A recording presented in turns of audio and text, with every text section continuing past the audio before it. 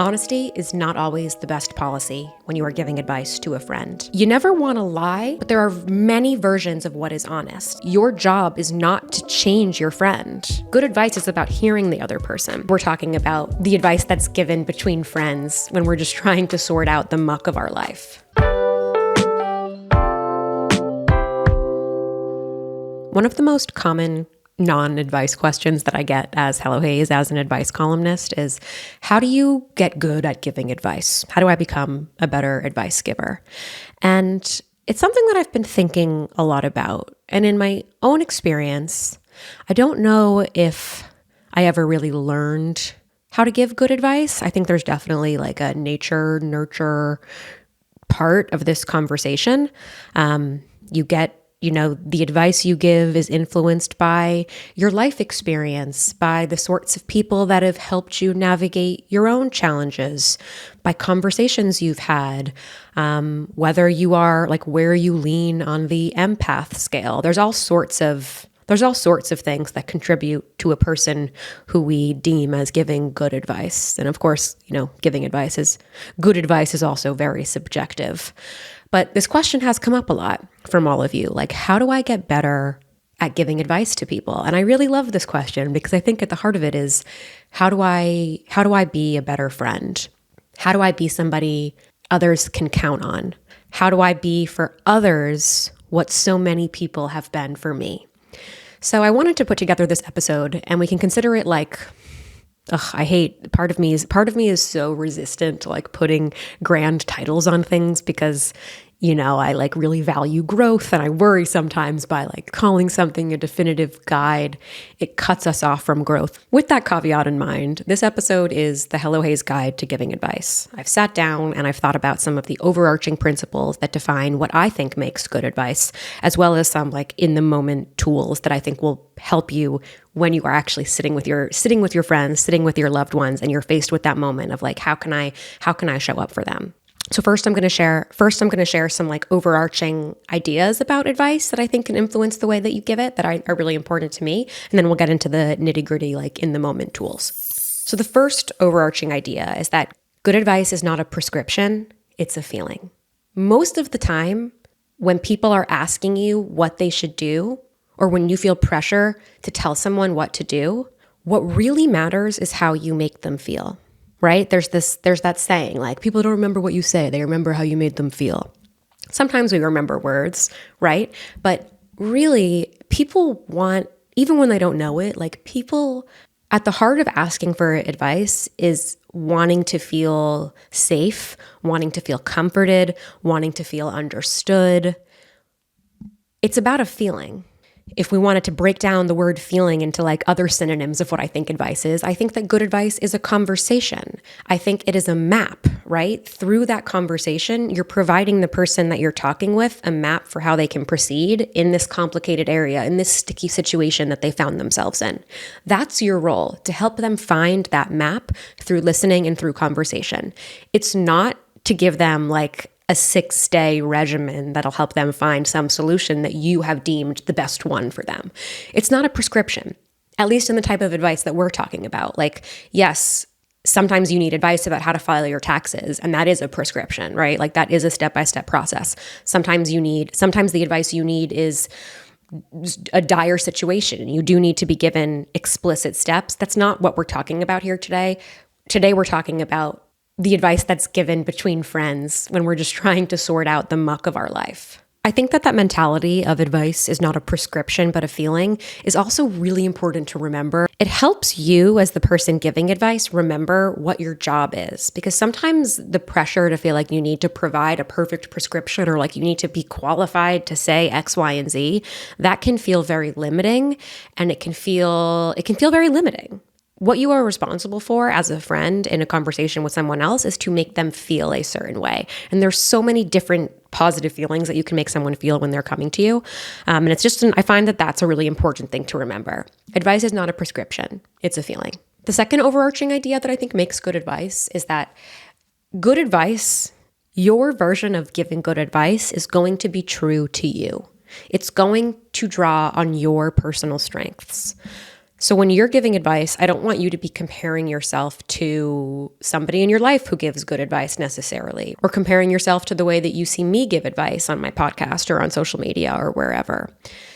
Do I believe that? I think actually it's good to be inspired by people who've given you advice or who you've heard give advice, because you can draw on the way that they made you feel. But I think the thing I'm trying to point out is the way that you can make somebody feel that feeling is through your unique gifts. I think I'm sort of funny, but humor is not my main, jokes are not my main thing.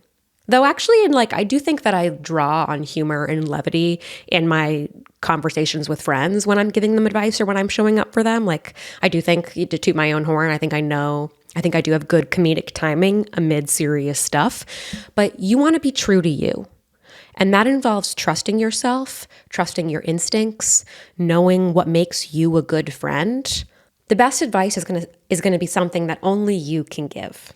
And to find what's true to you, I want you to remember when you're in situations where someone's coming to you, the reason they're coming to you is because they believe you have a thing that can be comforting to them, that can help guide them, that can help draw that map that we were talking about, the map that they will be able to carry with them after your conversation so that they feel more prepared to deal with whatever thing they're dealing with.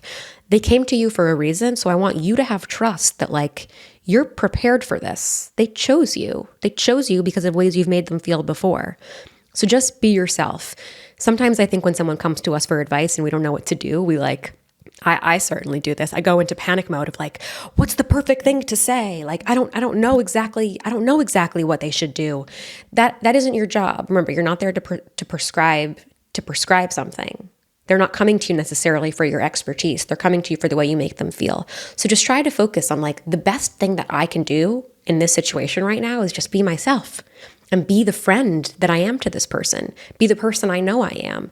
The best advice that you're going to give is one that's authentic to your personality. And I do think that all personalities, Hayes, I was going to say all personalities can lend themselves in a way to good advice.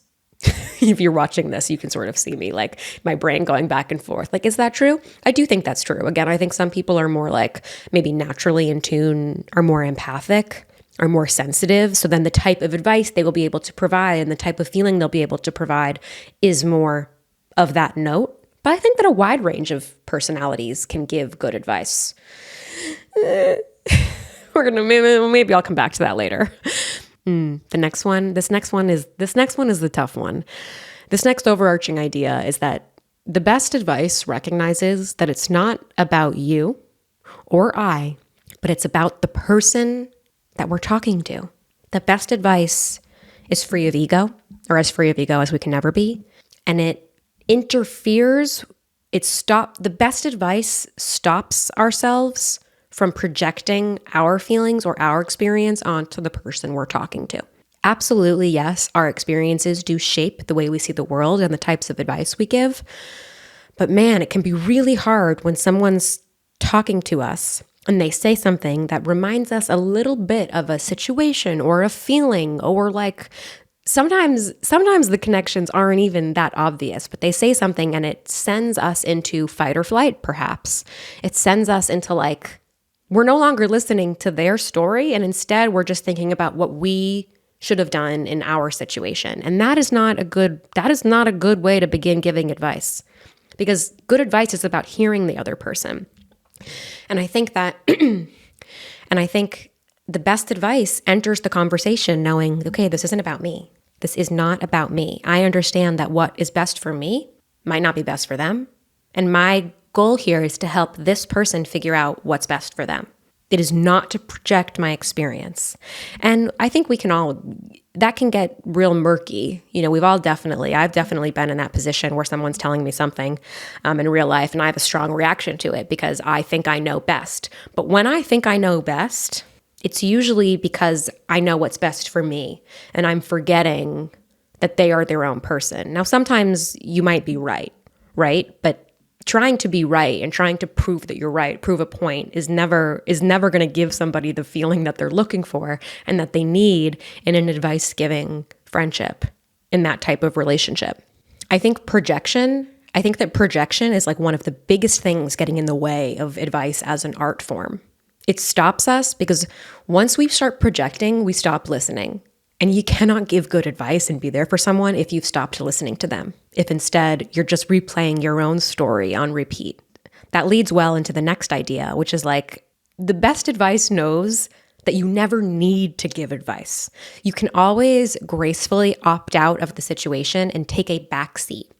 And that doesn't necessarily mean being like, hey, sorry, I don't think I'm the best one to give you advice on that, or I'm not really comfortable. No, I don't mean that. I definitely don't mean that. Sometimes opting out or taking a back seat is really just about giving yourself permission in your brain to like give a different type of effort to this conversation. It's almost like giving yourself permission to not be your most helpful self in the sense of like, because it's not like you want to opt out of making this person feel seen. That's not what we're doing. But you can opt out of like giving them the most detailed roadmap to take away from the conversation.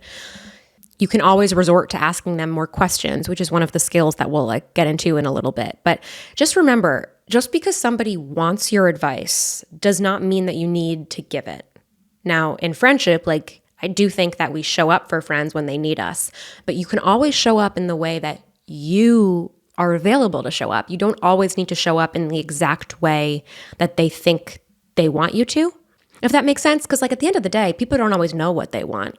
You know best how you're able to like be most helpful to them.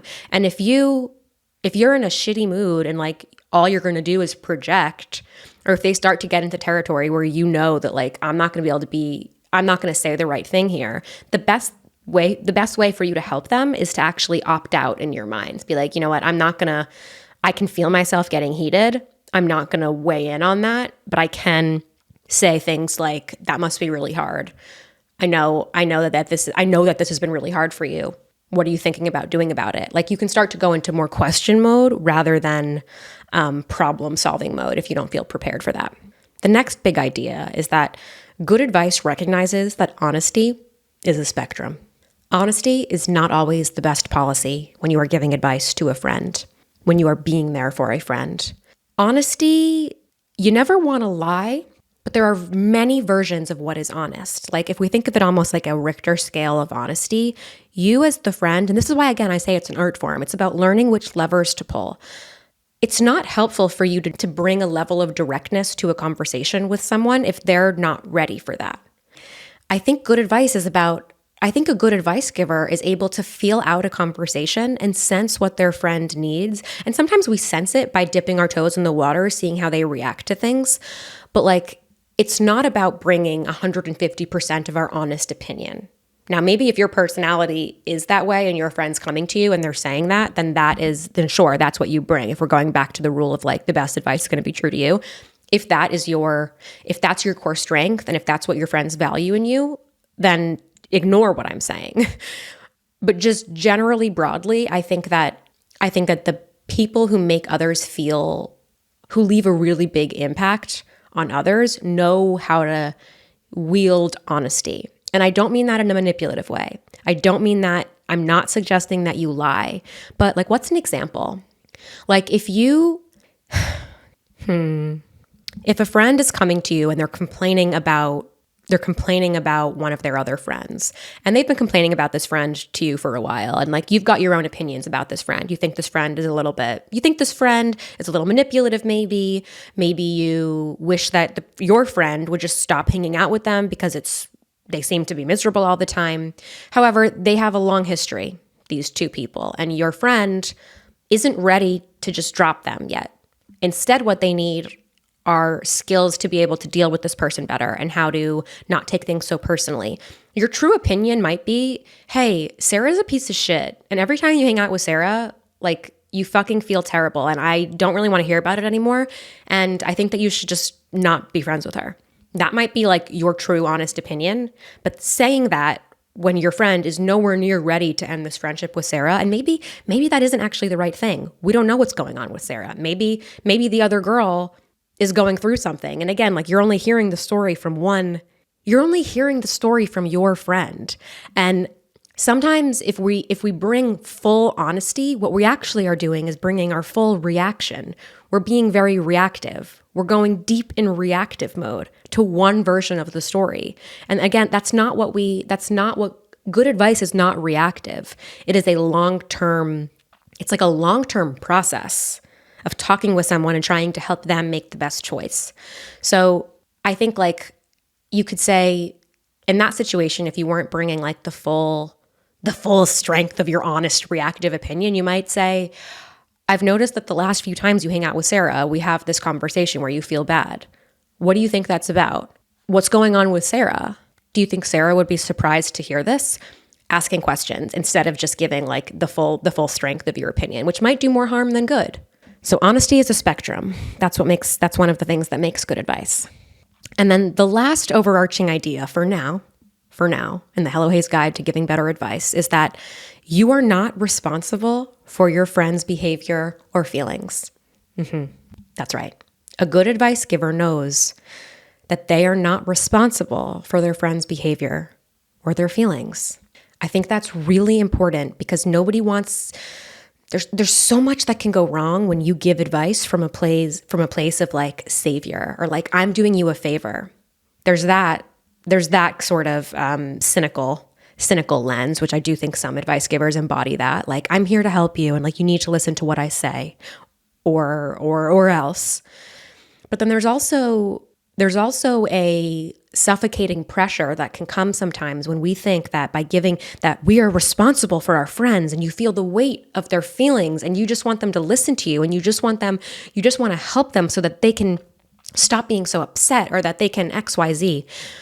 But that pressure, that mentality of like I play a role in my friend's behavior, it starts to create this really tangled web where I think we sort of we are no longer in friendship territory. And I don't know, that type of responsibility, that false like kind of talk, I think that responsibility can become kind of toxic in any relationship because at the end of the day, we are all only responsible for ourselves. We all have to learn our lessons ourselves. We all have agency. Agency is something that we give ourselves. And your job is not to change your friend. Your job as a friend is to help support their growth and to help them make choices that are going to be best for them. It's not to tell them what to do. It's not. I think that when you feel responsible for your friend's behavior, like I get all sorts of letters from people just writing to me about how upset they are about their friends' choices. And sometimes it's like, okay, there's like a real moral value thing going on here where like your values are no longer aligned and this friendship probably isn't, your values aren't aligned. And when some values aren't aligned, that means that this friendship probably ain't going to work. But the other half of the time, it's from people who have taken the empath thing to such a degree where it's like, they're no longer being a friend. They're being like the worst type of preacher. And I think the best advice recognizes that I'm here to help, but I'm not here to fix. And I'm not here to make choices for you. And I'm not here to tell you what to do.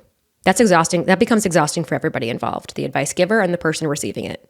So I feel like that idea can sound cold, that we are not responsible for our friends' feelings or behavior. But I actually think that when you embody it and when you give advice through that sort of detached lens, is it detached? The word detached. I mean, I feel like so many words are like so jangled and mangled in therapy speak. Like when I say detached in this sense, I'm not talking about like detachment or any of the like psychological terms. I'm just saying, when you detach yourself slightly from the outcome of the situation, you're actually able to love better and harder because you're just not so enmeshed in it.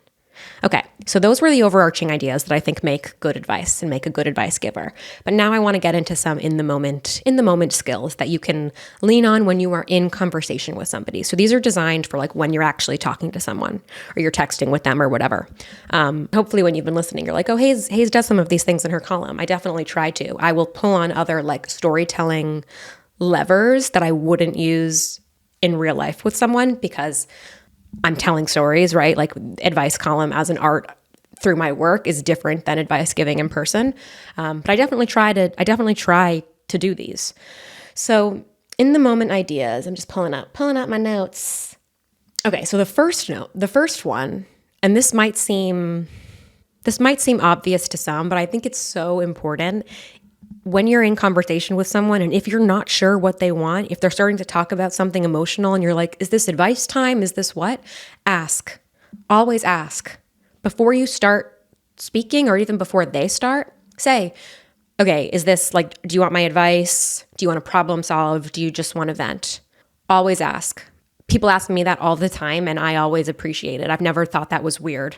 It's so much worse to receive unsolicited, shitty advice. I would always rather somebody ask. I now am also very proactive about saying exactly what I'm looking for when I'm talking with someone. I'm looking for your advice. I'm looking for you to help me find a new option. I'm looking for you to help me calm my nervous system. I'm looking for you to tell me everything's going to be okay. I've gotten better about being really clear with my needs, which I think is a great thing to do, and like highly recommend that we all do that. But if someone hasn't been explicit, ask them. Just ask them what they need. I also think that over time, this will become intuitive in your friendships. Like you can start to pick up on what somebody needs without them saying it. But that's like an advanced friendship skill that some people might never reach, and that's totally fine. Especially if you struggle with like social cues, or I don't know, any of that, wherever you are on the neurodivergent scale, or if not, and it's just something that you have a hard time with, like always ask. And if someone's uncomfortable with you asking, that's their problem, because there's nothing, if someone's coming to you in a vulnerable moment and is talking about something personal, if they're offended or they are weirded out by you asking whether they want advice or not, like that's a them problem. That's a them problem. Another in the moment tool I want you to remember is that when someone is sharing something with you, before you react and give your reaction to it, ask them how they feel, or wait for them to tell you their thoughts about it. Now, that's not like a hard and fast rule. Like obviously in friendship, like you could be gabbing about something and then there's like the natural, like, oh my God, I can't fucking believe he said that. That's all fine and natural and good. And I'm not saying this to like intervene with those natural, wonderful kind of moments in friendship. But if someone is telling you something and they're coming to you for your opinion or your advice, and they're sort of telling you like a long story, and you can't really tell what their reaction is. Like sometimes what they think is very obvious, because while they're telling the story, they'll be doing things like, oh, and just fucking wait. Just fucking wait until you hear what he said. Then you sort of know. But if they're telling you a story and there's not so much of, you don't know what they think yet, don't interject with your thoughts, because you might influence them. And remember, the point of giving advice is not about what you think. It's about helping them figure out what they think. I feel like I learned that tip, actually. That was like an editorial tip I learned back when I worked in media. I think like my first editor, I used to do a thing in my writing a lot where I said like, you might be thinking X. You might be thinking, why is sleep so important for your mental health? And my editor was like, don't tell people what they're thinking. Tell them what you're thinking. Don't assume what anybody else is thinking. And I've remembered that as like an editorial note. Hopefully I don't do that in my writing now that I've said it, you all are going to pick up on it. But like the same goes in conversations. Don't tell someone what they're thinking. Ask them what they're thinking. Ask them how they feel. Which leads to another really important in the moment tip that I think like this is, again, remember, advice is not a prescription, it's a feeling. The way we help somebody feel seen, one way is by asking them follow-up questions. And like, that's a really important one to remember, because sometimes someone will be telling you something and you're sort of overwhelmed with feeling for them, that you're not sure what to say, or you're not sure that you're going to have like the perfect message. And so you go blank. The best thing to do is to ask them questions about what they just said, about the story they just told you. You can say things like, had that ever happened before? Or when did you first learn about that? Or, wow, that sounds really hard. Have you found anything that's helpful, like when that type of thing occurs? Asking somebody questions about something they just told you is such a powerful way to let them know that you're listening. And often when people want advice, they want to feel listened to. Active listening and questions is like such a great way to show that. Another good question is like, what did you do next? Like helping them kind of continue the story. What did you do next is a great one. I think asking follow-up questions is a really important one, because it recognizes that the story somebody delivers to you at first is not the whole story, right? And I think in my own advice column writing, you'll see me do that a lot. Like somebody will write the letter and then I'll ask them a lot of questions. And while we're not in conversation together, my hope is that those questions help the person writing think about the pieces they've left out. Because what we leave out is often just as important, if not more, than what we put in. And that works in real time too. So like, let's say somebody calls you because they want your career advice. They feel stuck at a crossroads and they don't know what kind of job they want next. And they just feel really stuck. Rather than just tell them what you think, you can ask them questions like, well, how about we start with what, if anything, like, do you enjoy in your job? Or what do you think you're good at? Like, what do you know that you are good at in your job? What brings you joy? What do you feel competent in?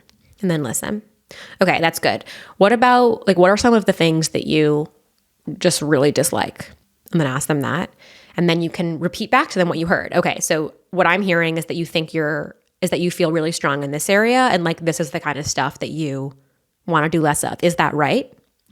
That then provides an opportunity for the person to hear their own words reflected back to them and then make adjustments. They might be like, actually, I don't know about that. And that's not like a dig to you. Remember, if someone says something to you, you repeat it back to them, or you're like, oh, so it sounds like XYZ.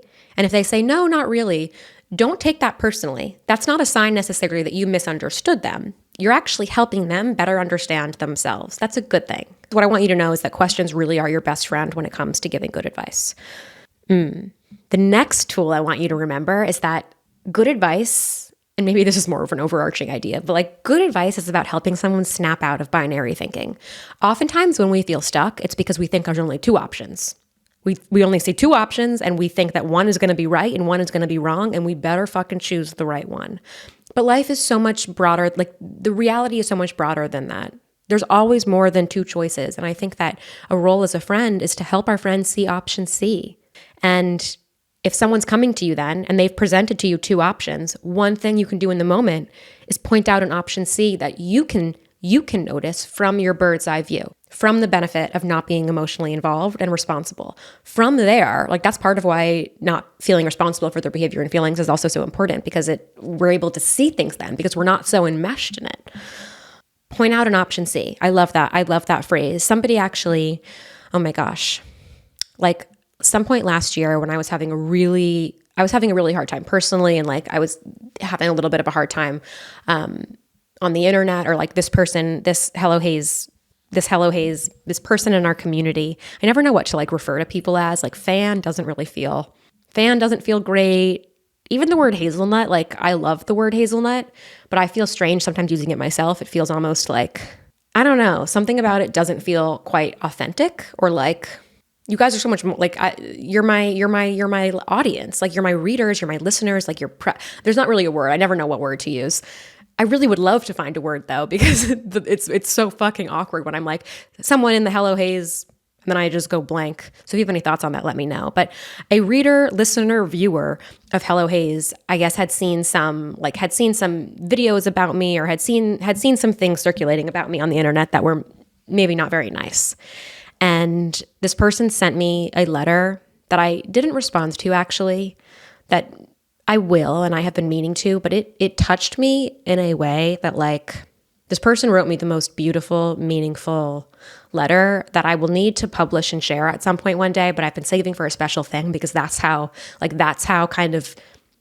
meaningful this person's letter was to me at this moment in my life, and I think will be so meaningful to other people, so it has to be shared at some point. I'm just waiting for you trust that I'm waiting for it to be published in the right format, if you catch my drift. But something she said that I was really good at, that I didn't realize I was good at, and that's why I'm sharing it with you, is that she said, when people come to you with their, flags burning with an option A or an option B, you help them see an option C. And when she said that to me, it like definitely sparked something like that I didn't realize I was doing and that I didn't know I was good at. But then I'm like, I am kind of good at that. And why am I good at that? Well, I've had to learn how to do that in my own life.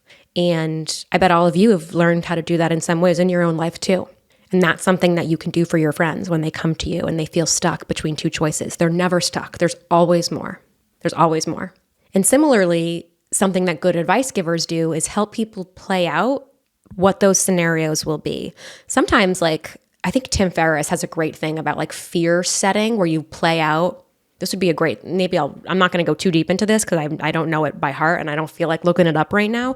But it's like, what's the worst case scenario that you're scared of? What's your fear? Now let's play that out. Like, let's play it out completely and like what you would do if all of those things happened. And then you might actually feel more prepared to deal with that worst case scenario.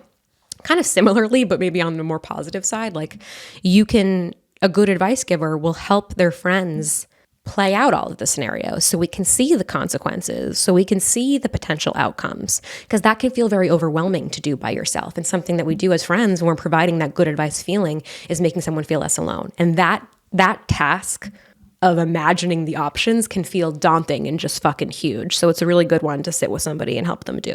And that can just be through a conversation. Maybe if imagination is like if you have a big imagination or like storytelling is one of your gifts, you can sort of help them imagine what their life could be like in any of the outcomes they take. Because at the end of the day, any choice we make, there is a positive side of that, right? Like there's never only one right or wrong choice. That's something that I've had to like, one of the things that really activates my fear is when I feel like there's a secret right or wrong choice and I'm going to make the wrong one and then I'm going to be fucked because I made the wrong choice, when really every choice can be the right choice. Actually, like I want to say that again, like every choice can be the right choice. I feel like I need to actually sit with that. Every choice can be the right choice, because it can be so overwhelming, man. And it's overwhelming when you're dealing with this alone, which is why we're talking about this and none of us have to do it alone. But there's just so many choices we make in a fucking day. There are so many choices that we make in a day, and it can feel really overwhelming when all of a sudden all of them feel so consequential. And like I'm over here thinking about my YouTube thumbnails for the podcast, okay? This is one that's top of mind for me now. And do I want to do these like custom thumbnails every time, which are really important for YouTube? Or do I want to just do something simple? And that's just like a Hello Hayes podcast simple thumbnail, which might not be great for attracting new viewers right now, which is a goal of mine to, grow the podcast and find new people to join this community.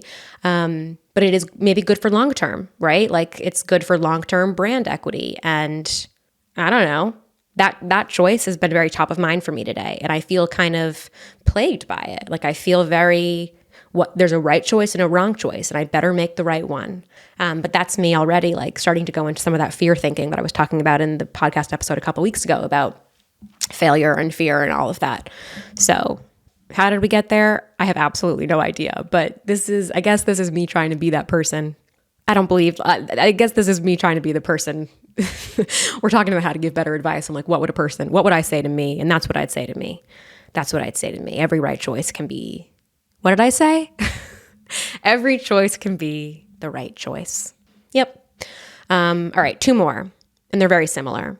The last in the moment thing that I think is really helpful is to give people permission to change their mind.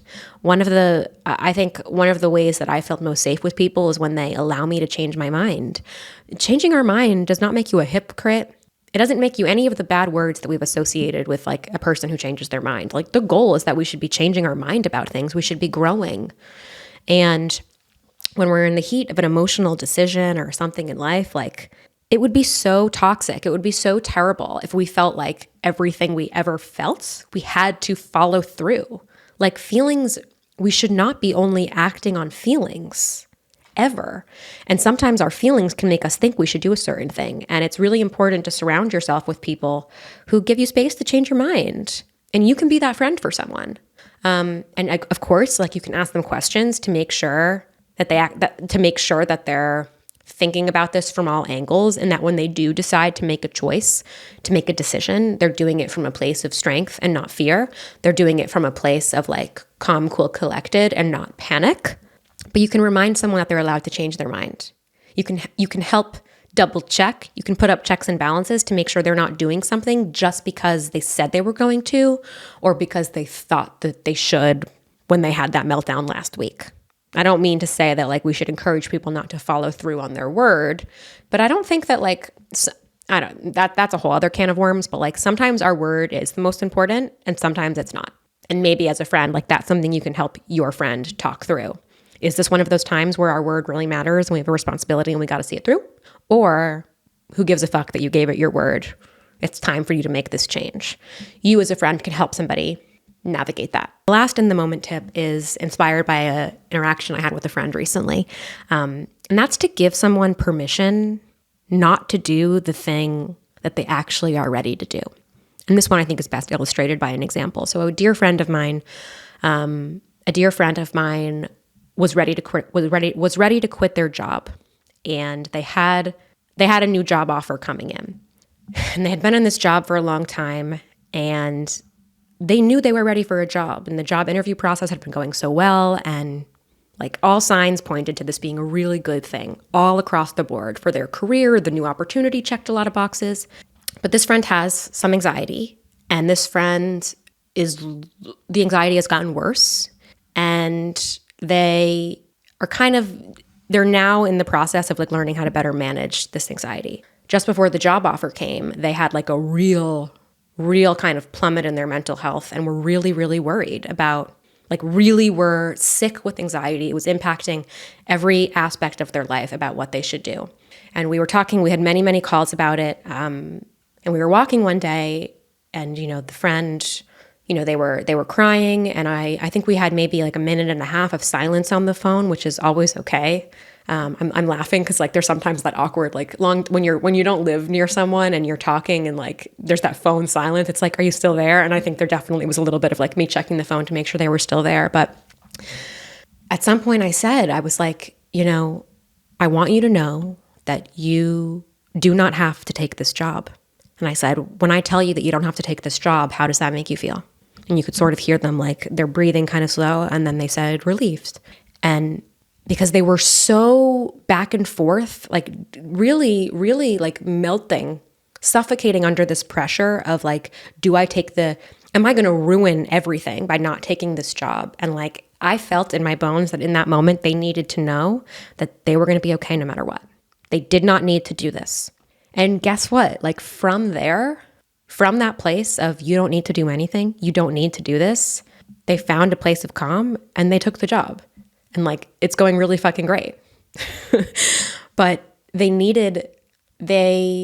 I guess I felt, because I knew to do that because I had remembered and I had called on how I remembered the pressure it can feel when you have this tough choice to make. And like, sometimes you just need to be reminded that you don't have to do anything. And when someone is in like the throes of feeling like they have to make a certain choice, just reminding them that they don't have to, like that can release some of whatever it is that's been holding them down. And maybe that was a risk. Like maybe that was that risky advice. Our relationship is such that I felt comfortable doing that. It didn't feel that risky to me. Maybe that's like an advanced, if we're thinking about this as like, skills, maybe that's an advanced skill. I honestly don't think it's that advanced. Like I think reminding people that they have agency and that they have choices is kind of is a fundamental advice giving skill. One that I wish we used more frequently. Like it would be helpful for me in my own life if people always reminded me of my choice. And if that's been a helpful thing, I don't even mean that it would be helpful if more people did that. I get that a lot, and it is something that is helpful for me. So that maybe that's why I did it. It's kind of like talking to an indecisive friend about the lunch options. Like they can't decide between two sandwiches, and then you finally decide for them. You say, all right, you're going to have the tuna. And then that makes them finally realize they want the turkey. Sometimes just telling a friend that they don't need to make the hard choice if they're not ready for it gives them the courage and confidence to make it, because they're not doing it because they feel like they have to anymore. They were reminded of their choice. And all of us as humans, I think, function best when we're reminded, when we feel like we have agency, when we feel in control of our choices rather than just like little pawns. And that's it for today. That's it for our ever-growing Hello Hayes Guide to Giving Advice. I had a few pointers here that I was thinking about reading about things not to do, and I'm sort of on the fence about it. Part of me is like, do I do a whole other episode about that? Or does it feel really negative?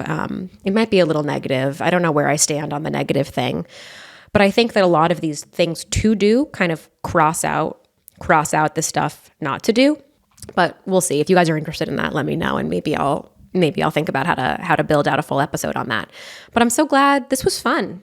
What was I going to say? I'm so glad that you're here listening. I mean, if you made it to this part, yeah, I'm so glad that you're here.